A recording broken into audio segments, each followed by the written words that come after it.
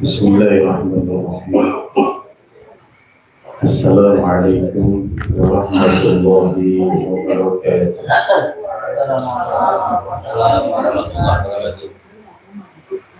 Alhamdulillah. Nahmaduhu wa nasta'inuhu wa nastaghfiruh. Wa na'udzu billahi min shururi anfusina wa min sayyiati a'malina.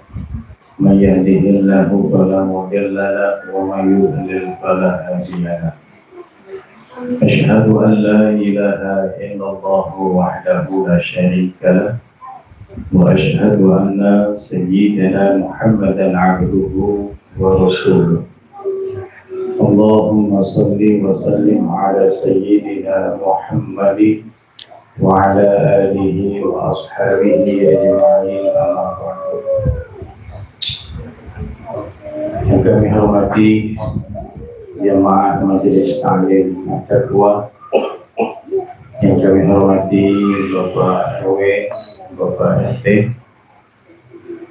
Alhamdulillah dengan izinnya pada malam ini kembali kita bermuajahah di Majelis Ta'lim ini dengan satu harapan, semoga Allah memberikan kepada kita ilmu yang bermanfaat, rezeki yang luas, dan diterimanya amal perbuatan yang kita kerjakan. Amin. Lumayan lama ya kita baru bisa ketemu lagi. Berapa bulan? Dari Idul Fitri ya sampai Idul Adha. Alhamdulillah masih sehat, panjang umur semuanya. Ya. Baik.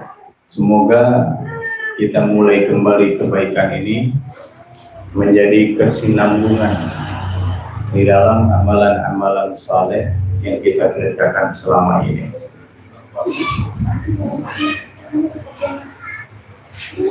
Kita masuk kepada fardu wudu ya, furudul wudu. Qala Syekhul Mu'allif rahimahullah ta'ala wa nafa'ala bihi wa 'ulumihi fid dharain amin. Faslun furudul wudu'i sittatun. Al-awwalun niyyatu, wa thani ghuslul wajhi, al-thalithu ghuslul yadaini ma'al mirfaqaini, al-rabi'u mashu syai'in min ar-ra'si, al-khamisu ghuslul rijlaini ma'al ka'baini, as-sadisu at-tartibu. Faslun, adapun ini suatu pasal menjelaskan tentang furudul wudu'i. Fardu wudu sittatun, itu ada 6 ya. Fardu itu sesuatu yang tidak boleh ditinggal dalam satu perkara ibadah. Apabila tertinggal satu di antara sekian fardu yang ada, maka tidak sah ibadahnya, dinilai dalam pandangan hukum ya. Al-awwal, yang pertama, an-niyat, yakni niat. Niat itu secara bahasa adalah al-qasdu, yakni menyengaja melakukan satu perbuatan dengan tujuan untuk mengharapkan ridha Allah Subhanahu wa ta'ala. Niat itu tempatnya di dalam hati, dan niat itu dilakukan berbarengan dengan pekerjaan. Itu niat namanya. Maka di dalam mazhab Imam Asy-Syafi'i, niat itu di dalam hati, mengucapkannya atau mentalafuzkannya hukumnya sunnah ya.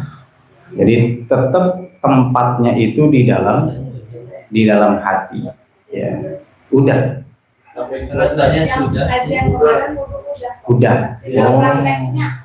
tinggal prakteknya. Ingatnya tuh ketika dulu di Oh, jadi udah selesai nih. Emang fardu wudu ada 6. Coba ditutup bukunya. Kalau udah. Yang pertama apa? Niatnya bagaimana? Iya, tahu dalam hati. Tapi bagaimana niatnya itu? Terus? Nah, diartikan aku niat berwudu untuk mengangkat hadas kecil fardu karena Allah Ta'ala. Yang kedua, membasuh wajah. Bagian wajah itu dari mana dan yang mana saja. Vertikalnya dari daun telinga kecil sampai ketemu daun telinga. Horizontalnya, vertikal ini ya, dari jidat tumbuh rambut kecil sampai dengan di bawah dagu ini. Horizontalnya dari daun telinga kecil sampai ke minyak. Berarti semua bagian ini harus basah. Yang ketiga, mengusap kedua tangan. Batasannya dari mana sampai mana? Dari ujung jari sampai dengan siku. Lalu yang keempat, sebagian kepala. Lalu yang kelima, membasuh kedua kaki sampai mata kaki. Yang keenam, tertib. Baik, berarti tinggal prakteknya. Kita gabungkan dengan yang sunnah ya. Baik, ini sunnahnya ada nggak sih? Oh, nggak ada ya. Cuma artinya aja di sini ya. Al-qasdu muqtarinan bi fi'lihi wa mahallu hal-qalb. Ya. Baik, kita coba praktekin. Anggap saja kita sedang hendak berwudu. Ya. Wudu itu jenis pekerjaan. Wudu. Air yang kita gunakan namanya wudu. Ya. Jadi ambil air wudu kurang tepat. Tepatnya ambil air wudu. Wudu pakai fathah wa. Wudu itu nama air wudu. Wudunya itu pekerjaannya. Paham tuh? Kalau kita kan selama ini ngomongnya ambil wudu. Ambil wudu, berarti ambil pekerjaan wudu. Kalau ini maksud airnya itu adalah wudu. Ya, di fathah wawunya. Wudu itu nama air wudunya. Untuk pekerjaannya namanya wudu. Gitu ya. Nah, kita coba praktekkan. Nanti niatnya. Di awal kita melakukan wudu, maka dipastikan terlebih dahulu bahwa air di sekitar kita banyak. Disebut dengan ma'ul katsir. Nanti masuk tuh pada pembagian air di kitab Safinatun Najah. Nah, air banyak tuh di sekitar kita. Maka kita hendak sholat, melakukan syarat sahnya, yaitu berwudu.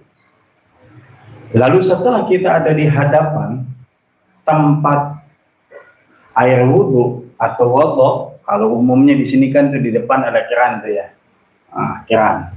Maka di saat dia buka kerannya, yang pertama tidak boleh terlalu kencang, karena berhemat di dalam berwudu, pembatasan tentang penggunaan air menjadi satu anjuran. Karena tidak boleh kita berlebih-lebihan, mentang-mentang air melimpah, buka, wush, gitu kan. Pelan, sesuai kebutuhan, buka sedikit. Yang kedua, membaca bismillah di awal, ya, itu sunnah hukumnya. Dia baca bismillahirrahmanirrahim sambil dia mengusap kedua telapak tangan, ya, usap kedua telapak tangan, dia membaca bismillahirrahmanirrahim. Sunnah yang berikutnya menyela-nyela, ya, jari-jari yang ada di tangan kita, tuh kayak gitu ya. Setelah rasa bersih udah, lalu kemudian yang ketiga sunnahnya, ya ini memasukkan air ke dalam mulut, ya ini berkumur, ya. Boleh dengan dua tangan, boleh dengan satu tangan. Ya, ngambil airnya itu, set, masukin ke mulut. Dengan dia membuat goyangan atau gerakan berkumur, dia rasa semua bagian mulutnya, giginya, sela-selanya, ada yang nempel segala macam, itu bisa kena dengan gelombang air yang kita ciptakan di dalam mulut. Buangnya ke sebelah kiri, ya, ke bawah, bukan kiri samping. Ya, kalau kiri samping teman kita tuh, tapi kiri bawah, jangan salah, ya kan, kiri bawah, dengan tidak terlalu kencang buang, biasa saja. Itu sunnah. Yang kedua, setelah dia kumur yang pertama ke mulut, maka dia ambil air berikutnya, dia masukin ke hidung, istinsyaq, ke hidung. Dia sedot sedikit sampai tulang yang ada di hidung kita. Jangan terlalu dalam, nanti masuk dalam itu otak kayak gimana rasanya tuh ya. Cukup aja, cukup dia ke dalam segini, sedot, tahan dikit, buang. Ambil lagi air wudhunya, kumur lagi, buang lagi, ambil lagi, masukkan lagi ke hidung, buang lagi, ambil lagi, buang, ambil lagi ke hidung. Itulah sunnah yang dilakukan oleh Nabi Shallallahu Alaihi Wasallam, dan cara itu ada dalam kitab Fathul Qarib. Ya, tuh saya biasanya kumur 3 kali Ustaz, 3 kali buang, boleh. Tapi mau dapat afdolnya, kumur, masukin ke dalam hidung, kumur, masukin ke dalam hidung, kumur, masukin dalam hidung 3 kali. Saya tanya ibu dan bapak, selama ini gimana biasanya butuhnya? Enggak begitu kan? Satu-satu. Kumur mulut dulu, gitu kan, baru kemudian hidung 3 kali, umumnya kan gitu. Jadi kalau mau ditanya bagaimana wudhunya Rasulullah, adalah demikian tadi. Nah, boleh besok atau nanti Isya yang belum sholat, atau nanti subuh, cobain praktek itu biar dapat nilai sunnahnya. Ya, jadi mulut, buang, ambil lagi hidung, buang, ambil lagi mulut, buang, ambil lagi hidung, dan begitu 3 kali. Baru kemudian niat untuk ke wajah. Oke, paham? Ya, nanti kita mulai wudhu yang demikian. Yaitu afdolnya tuh wudhu kayak begitu untuk mendapatkan sunnah wudhunya. Nah, setelah antara mulut dan hidung selesai, maka selanjutnya adalah membasuh wajah. Berarti sudah mulai masuk kepada rukun atau fardu daripada wudhu. Ya, masuk tuh. Nah, sebelum kita membasuh wajah, airnya sudah siap tuh di kedua telapak kita. Ya, 2. Kalau tadi kumur sama hidung cukup 1. Gitu ya, cukup 1. Nah, buat wajah maka kita pakai 2 telapak tangan kita. Kapan kita jatuhkan niat? Di saat air menyentuh salah satu bagian wajah. Jadi untuk membasuhnya bebas saja. Mau dia langsung tangan cepet begitu silahkan. Dia mau dari atas dulu diusap ke bawah boleh. Dia mau dari bawah dulu ke atas juga boleh. Yang abdolnya dari atas ke bawah. Khawatirnya kalau dari bawah, sisaan air itu nanti jatuh di tadahan yang kedua. Maka jatuhnya nanti mustakmal. Maka hati-hati untuk yang mengambil air wudhu. Jangan sampai tetesan bekas yang nempel di bagian wajah jatuh di tadahan kedua yang hendak kita akan basuh. Ya, caranya gitu. Nah, niatnya di mana? Niatnya itu di saat kita akan membasuh wajah. Jadi berbarengan antara niat dengan jatuhnya air ke wajah kita. Jadi jangan niat dulu. Nah, itu dua air hafil hadafil asghar. Fadlillahi taala. Bukan. Jadi satu. Sambil airnya jalan diusap.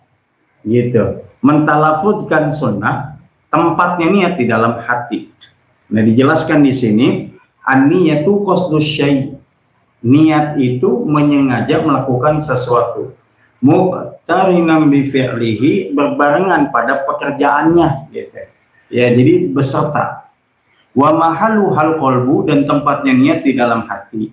Wa talaffuzu, dan melafadzkan biha dengannya, sunnatun sunnah. Waktuha, waktunya inda ghasli awwali juz'in minal wajhi, Ya ini pada waktu kita membasuh pertama bagian daripada wajah. Wa tartibu alla yuqaddima ghudwan ala ghudwin, ya. Nah, kemudian tidak mendahulukan bagian yang harus dibelakangkan daripada bagian anggota yang harus didahulukan. Nah, jadi niatnya itu bersamaan dengan air yang jatuh di wajah kita. Bang, pas kita ambil tuh, bahasa langsung baca nawaitul wudu ali rafil hadatsil akbari fardholillahi ta'ala. Selesai. Ambil lagi yang keduanya. Ratakan semua bagian bahasa. Nah, yang kedua nggak lagi baca niat. Di awalnya saja disebutkan di sini inda ghasli awwali juz'in minal wajhi, yaitu ketika di awal pertama kali dia membasuh bagian wajah. Artinya mau mana saja, mau bagian jidat belah kiri, mau tengah, mau kanan, bebas saja. Yang penting ada bagian tersentuh oleh air, di situ jatuhkan niat.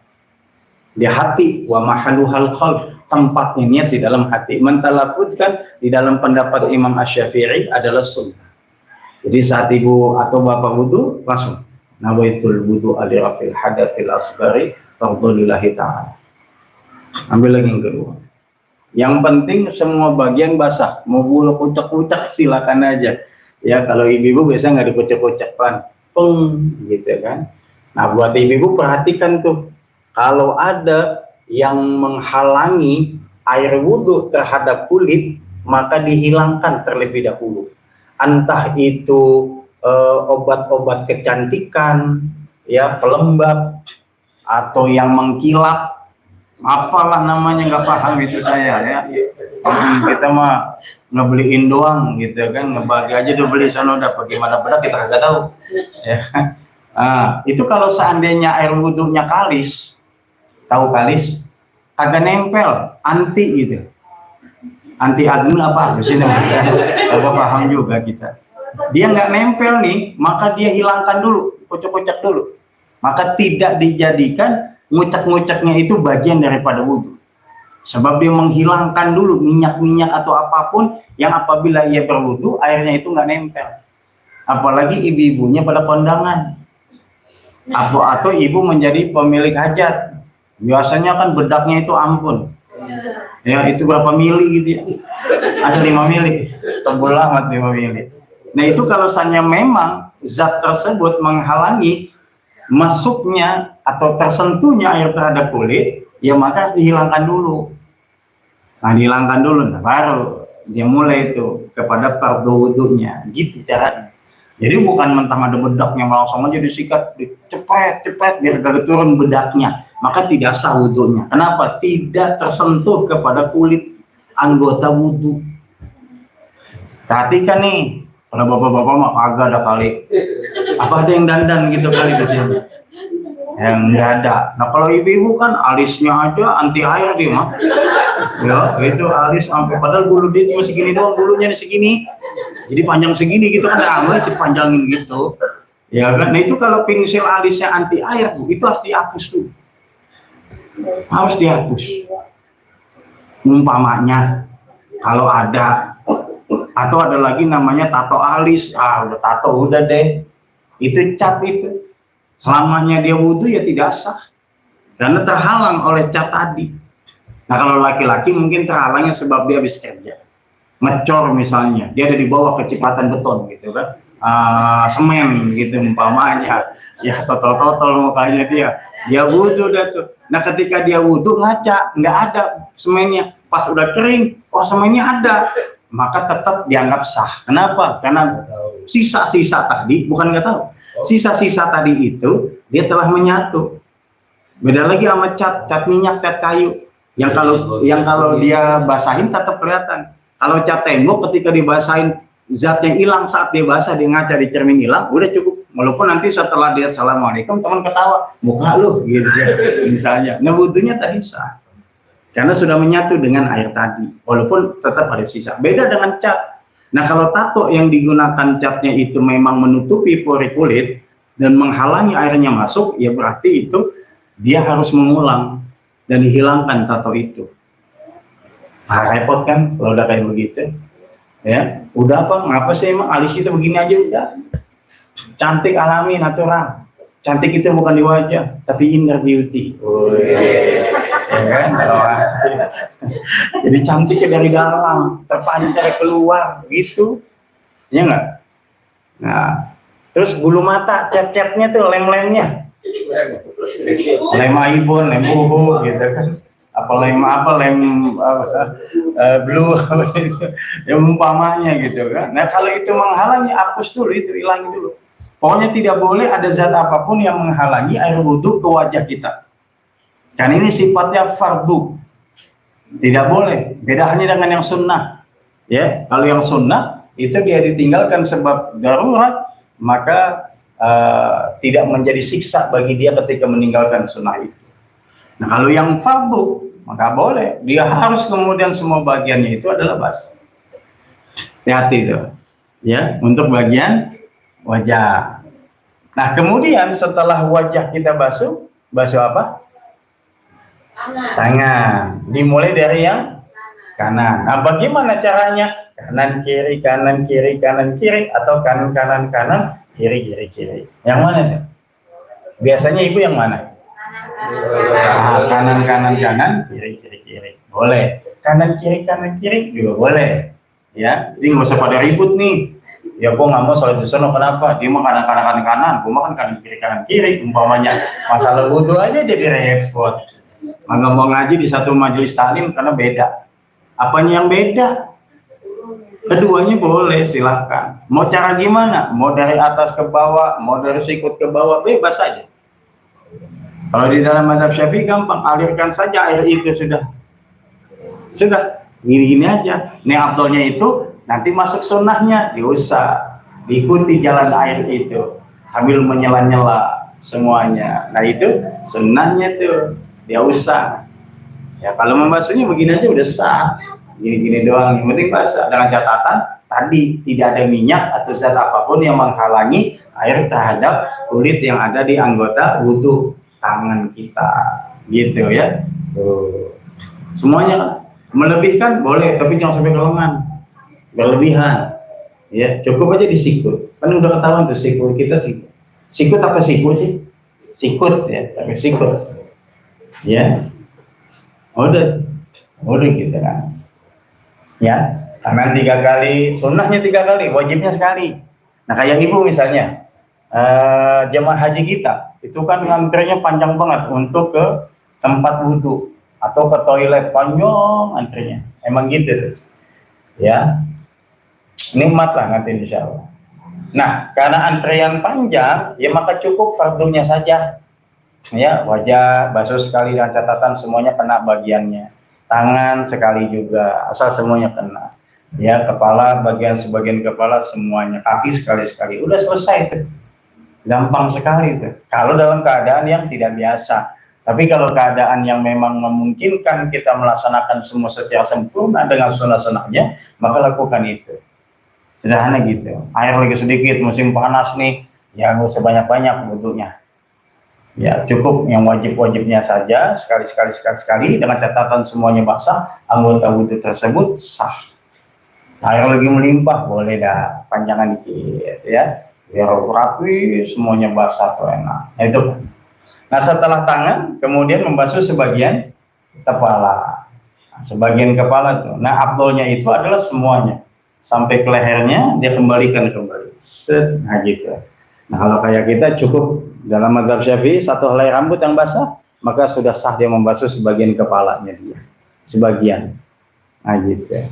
Ya, sampai ke lehernya dia. Itu sunnah. Tapi yang wajibnya cukup dia basuh ke bagian kepalanya saja dan helainya kena rambutnya walaupun hanya 1. Ya. Nah, setelah itu membasuh telinga dulu. Ya, telinga ini sunnah. Sunnahnya itu dengan telunjuk dimasukin ke dalam. Setiap lipat-lipatannya dan ibu jari kita ada di belakang. Nah, itu sunnahnya tuh. Ya. Nah, bukan harus dimasukin, nggak begitu. Ambil sini sambil air itu jatuh ini ke sini. Jangan masuk dalam lubang, nanti jadi jamur. Kalau kita nggak lap dengan kering, ya. Cukup begini. Dua-duanya langsung. Kanan dan kiri. sunnah. Nah setelah itu kemudian kaki. Nah kaki itu kalau yang kaki kanan, yang mengusapnya tangan kiri, tangan sebelah kirinya, dan menyela-nyela dengan kelingking setiap jari-jari yang ada pada kaki, sunnah hukumnya. Ya, atau dia enggak diusap, dia gimana kakinya, sah, asal semuanya basah. Tapi mau dapat nilai sunnahnya, maka dia usap itu kaki sampai mata kaki, lalu dicela-cela. Ya, disela-sela oleh kelingkingnya dia. Jadi kalau yang kanan dengan yang tangan kiri. Kalau yang kaki kiri dengan tangan kanan. Ustadz kenapa? Kalau saya kanan sama tangan kanan silahkan Pak. Insya Allah ngejomplang. Ini kan buat keseimbangan nih, ya kan? Kanannya diangkat, pijakannya yang kiri, lalu jemarinya dia menyela-nyela. Itu insya Allah seimbang badan. Nah setelah kaki tertib, semuanya dari awal sampai akhir. Selesai itu. Kurang lebih kayak begitu bayangan prakteknya. Ya. Jadi perbaiki terus wudu, kata Imam Al-Ghazali, sholat yang khusyuk itu ialah yang wudunya baik dan benar. Nah wudunya jangan dianggap sepele urusan wudu, karena dia menjadi syarat sahnya diterima atau tidak, sah atau tidak sholat yang akan kita lakukan kalau wudunya wudu untuk sholat. Gitu. Ya. Selesai data. Praktek tentang wudhu. Ya, jadi saya nggak di situ. Karena ibu dan bapak sudah biasa wudhu, tinggal membayangkan saja yang nggak biasa, lalu yang tidak afdolnya, tinggal ikuti yang afdolnya. Terutama masalah kumur dengan extension. Gitu ya. Jadi mulut, hidung, mulut, hidung, mulut, hidung. Nah, baru kemudian wajah. Dan dijatuhkan niat itu jangan lupa. Gitu ya. Nah, oke. Baik, ada pertanyaan? Sebelum saya jelaskan falsafah daripada wudhu. Dari fikihnya, ada pertanyaan? Silakan.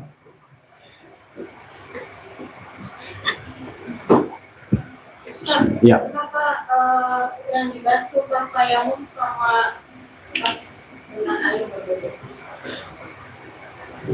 Perlu diketahui, tayamum itu merupakan ibahah.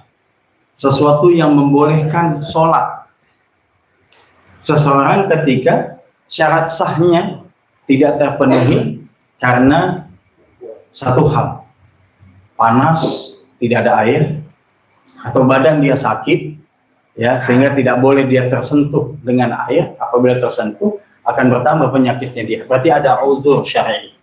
Nah jadi tayamum itu tidak menjadi alat utama untuk membolehkan untuk mengangkat hadas. Jadi tayamum itu hanya membolehkan dia sholat. Makanya tayamum hanya berlaku pada satu jenis sholat. Berbeda dengan wudhu. Kalau zuhur kita masih ada wudhu, asar kita masih ada wudhu, maghrib pada wudhu, nggak perlu wudhu lagi tuh. Hebat nih orang, buang angin kagak, anjing kagak, gitu ya. Umpamanya nih. Nah kalau tayamum tidak, satu sholat satu tayamum. Jadi tayamum itu adalah sesuatu yang membolehkan dia untuk sholat. Begitupun ketika dia melakukan hubungan suami dan istri, ketika hendak mandi wajib tidak ada air, maka dia boleh dengan tayamum. Iya. Nggak bisa. Ada airnya. Ada satu riwayat, ya Rasul, sesungguhnya aku sudah melakukan hubungan dengan pasanganku. Air tidak ada, kata Rasulullah, gunakan debu. Lalu orang itu berguling-guling di debu. Kata Rasul bukan begitu, tayamum. Jadi tayamum itu adalah alternatif yang bisa digunakan bagi seseorang ketika wudhu tidak ada air atau dia ada sesuatu dalam dirinya yang ada uzur syar'inya, maka gunakan tayamum. Nah karena dia adalah bukan sesuatu yang utama, maka tidak akan pernah sama dengan yang aslinya. Ibu punya mobil 4 bannya, ada nggak ban serep? Ada. Saya tanya, ban serepnya itu sama persis nggak dengan ban yang utamanya? Enggak. Begitupun tayamum. Dia hanya dengan tayamum membolehkan kita untuk sholat. Nah ketika nanti ada air, ya air yang utama, sehingga tidak sama. Kebayangkan kalau seandainya tayamum sama dengan wudhu, debu, pak, ya debu masukin ke hidung, lebangkis mulu kita. Nah, makanya agama dengan syariat yang ada di dalamnya itu sesuai dengan kodrat manusia. Begitupun tayamum disesuaikan. Ya, cukup 2 anggota saja tayamum. Yang pertama wajah, yang kedua tangan. Selesai. Nanti perbedaannya antara tangan keseluruhan dan telapak tangan. Perbedaan madhabnya di situ saja. Tapi intinya tangan. Jangan wajah. Jadi tidak sama. Begitu ya. Sederhana gini Bu. Apa yang sudah diberikan Allah dan Rasulnya adalah sesuatu yang sesuai dengan manusia. Maka jangan kemudian ditinggalkan, jangan kemudian ditambah, kemudian jangan dikurangi. Lakukan saja karena apa yang kita dapatkan itu sudah sesuai dengan hidup dan kehidupan kita di dalam syariat. Maka manusia itu perlu agama. Tanpa agama dia akan bingung apa harus dilakukan dalam hidup ini. Ada orang yang meninggalkan agama atau tidak bertuhan, pada akhirnya dia akan gelisah hati dan jiwanya dia. Jadi apa yang sudah kita dapatkan tentang bagaimana sholat, tata caranya, wudhu, tayamum, maka ikuti saja. Maka semuanya tauqif. Ya kayak sholat yang kita lakukan, itu dari mana? Ya dari Allah. Ketika Rasulullah Mi'raj, dapat perintah sholat 5 waktu sehari semalam. Kemudian keesokannya malaikat Jibril mendatangi Nabi Muhammad dan diajarkan sholat. Sebagaimana Allah mengajarkan malaikat Jibril tentang sholat dan suruh Nabi Muhammad melakukan hal yang sama. Jadi sholat yang kita lakukan selama ini, itu dari Allah. Nah perbedaan yang ada tentang sedekah, itu kan hanya perbedaan yang tidak menjadi prinsip rukun. Tidak sedekah pun tidak menjadi masalah. Yang penting dia qiyamnya, tegaknya. Dan hampir semua pendapat ulama-ulama madhab, salat itu qiyam, berdiri, bagi yang mampu. Yang tidak mampu, boleh dia duduk, boleh dia sila, boleh apapun saja, yang penting dia dalam keadaan uzur. Salat gitu. Dan dampak dari semua yang diperintahkan dalam agama, itu sangat kental kaitannya dengan kehidupan kita, termasuk wudhu. Wudhu ini kan dari semua yang kita lakukan, anggota-anggota wudhu, itu kan anggota yang nampak dan sering dipergunakan. Tangan, wajah yang kelihatan, kaki yang kita gunakan. Maka dibersihkan, supaya aktivitas tersebut tidak mengganggu sisa-sisanya terhadap aktivitas lain. Contoh tangan kita biasa menggenggam apa. Maka dengan wudhu kembali bersih tangan ini. Lalu wajah kita pun yang diterpa dengan berbagai macam cuaca. Lembab dan tidaknya atau panas atau kering itu sangat pengaruh kepada kulit kita. Maka anggota yang kena wudhu adalah anggota yang memang perlu diberikan kelembaban dalam waktu-waktu tertentu supaya tidak iritasi dan muncul kanker yang ada pada kulit. Dahsyat gitu. Ya. Makanya Rasulullah menganjurkan kepada kita untuk mendawamkan wudhu. Nah, tidak hanya saat kita tidak sholat, dalam keseharian kita dalam keadaan suci. Untuk lembab, untuk kesehatan kita, bersih. Jauh sebelum COVID terjadi, di mana kita harus cuci tangan, di depan rumah kita ada tempat padasan bahasanya, ya kan? Dan Islam sudah menganjurkan bagaimana kita hidup bersih dengan berwudu. Belum lagi kalau kita tarik dalam makna falsafah hidup, berkumur dengan air itu membersihkan kotoran yang ada pada mulut yang tidak diperlukan oleh tubuh kita yang masuk melalui jauf atau tenggorokan kita. Secara falsafah apa mananya? Jangan kotor mulut kita.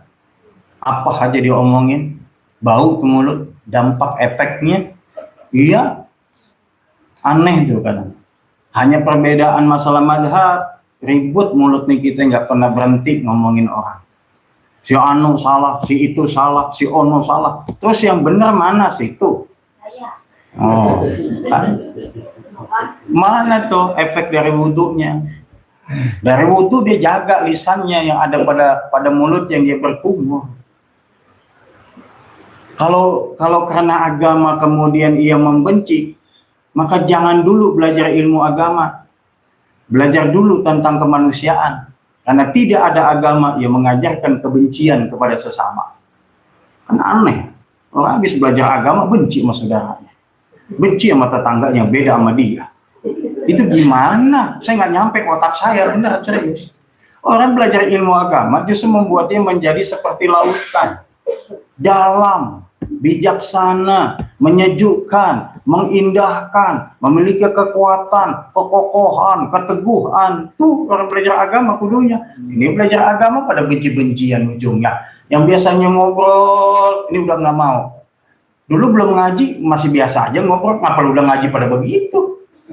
Mendingan jangan belajar dulu ilmu agama, belajar dulu tentang kemanusiaan. Iya kan? Nah, efek dari kumur itu menjaga lisan. Kalau kemudian kita sumpah serapah dengan orang yang beda pandangan dengan kita, kesannya kita kayak makhluk planet baru masuk bumi. Urusan perbedaan di dalam agama itu sudah hal yang lumrah kok. Perbedaan bukan membuat sekat dalam kehidupan kita, justru perbedaan menambah khasanah keilmuan.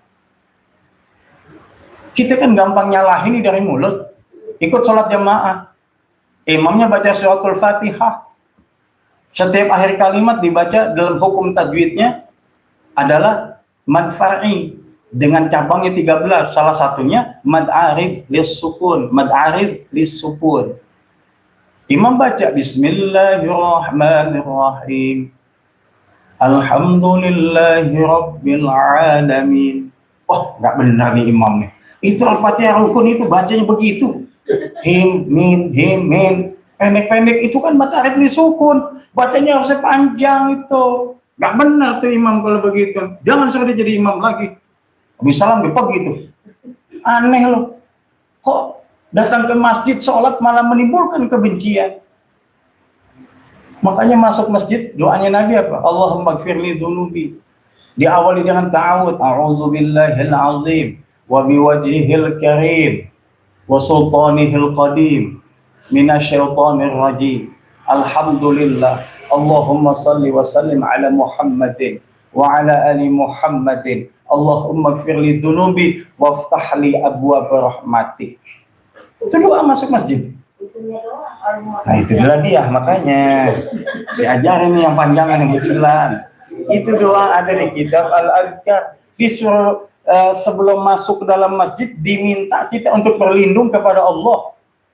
Allah yang maha mulia, yang maha agung, yang kekuasaannya abadi. Berlindung dari apa? Dari setan yang terkutuk.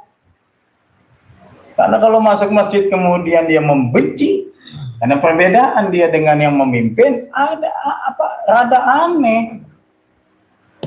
Padahal si imam dia baca pendek tadi dia paham, bukan nggak paham. Karena membaca mad arid lis sukun atau al madul arid lis sukuni itu dengan 3 wajah. Boleh dibaca pendek, boleh dibaca sedang, boleh dibaca panjang. Yang pendeknya 2 harokat, yang sedangnya 4 harokat, yang panjang sempurnanya 6 harokat. Jadi boleh kita baca Maliki Yaumiddin. Iyyaka na'budu wa iyyaka nasta'in. Boleh. Biasa dipakai imam-imam sholat tarawih itu. Dia baca panjang boleh. Begitupun baca majais munfasil. Baca kuliah.